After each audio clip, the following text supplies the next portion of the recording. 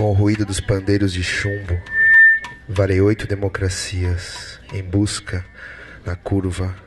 uma curva na tabuada de sangue. Caminhando entre os milharais santuários ocultos, nos declives montanhosos, onde as mais lindas mulheres com os corpos dourados e escamas, semi-protetoras, levam caixinhas de prata com o esperma dos deuses para enterrá-las durante o crepúsculo. E é quando gigantes negros com listas amarelas preparam seus rituais de fogo com combustível chupado do sangue das sereias crocodilo, filhas da rocha esmagada da imensidão oca do cadáver que jaz nas dunas do esgoto secreto, onde o amanhecer é negro e os dias são pó do século vindouro, informação constante entre os troncos podres e as figuras fantasmagóricas, construídas secretamente com manchas de um sangue que só pode ser encontrado em pequenos sepulcros, mantidos por terroristas e ligas filantrópicas, cujos líderes assaltam motorneiros de bondes apreciadores, de Gluck nos dias ímpares e de melancolias ovais nos anos bissextos. Saltei, revezando olhos e dedos.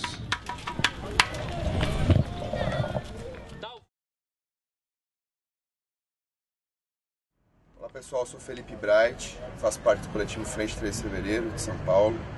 um grupo multidisciplinar que trabalha a questão do racismo na sociedade. Nosso grupo é formado por 20 pessoas e composto por negros e não negros, porque nós entendemos que a questão do negro na sociedade brasileira é uma questão de toda a sociedade e não só dos negros.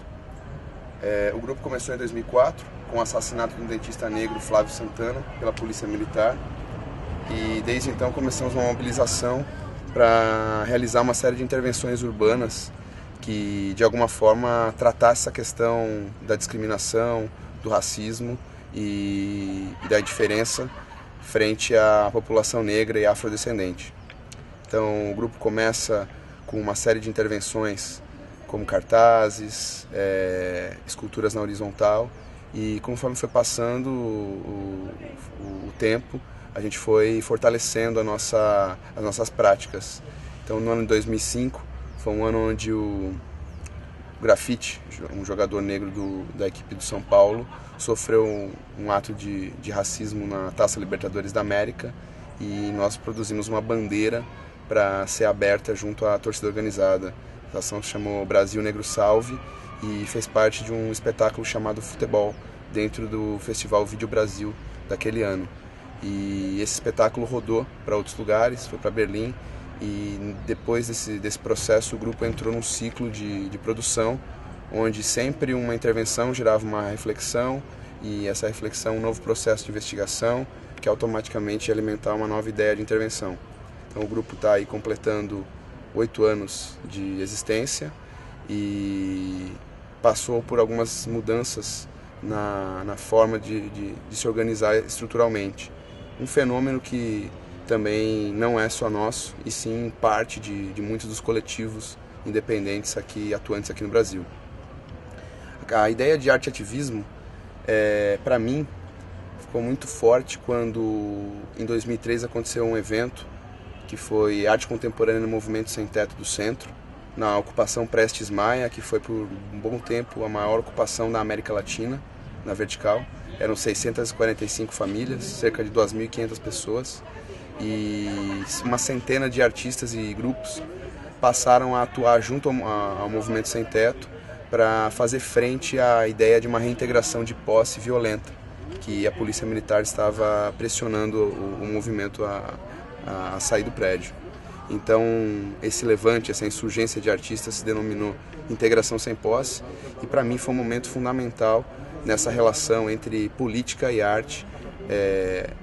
Começou em São Paulo, mas acredito que de alguma forma acaba criando desdobramentos por todo o Brasil. Eu acho que a base de investigação é fundamental para que você possa pensar um trabalho de ativismo, ou que de alguma maneira seja tratado como ativismo. E o fundamental disso, eu acho que é a produção de conhecimento, ou a produção simbólica no espaço público. Por isso a força dos trabalhos de intervenção urbana. E por que trabalho de intervenção urbana ser feitos coletivos? Porque entre coletivos você ganha mais força, você ganha mais autonomia e uma maior confiança em estar atuando dentro do espaço público, que é tão sitiado, é tão privatizado, é tão vigiado e constantemente negado o seu uso à própria população.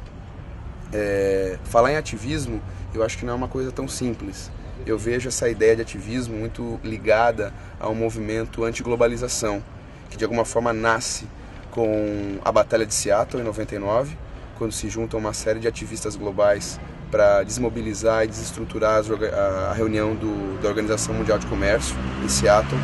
E durante algum tempo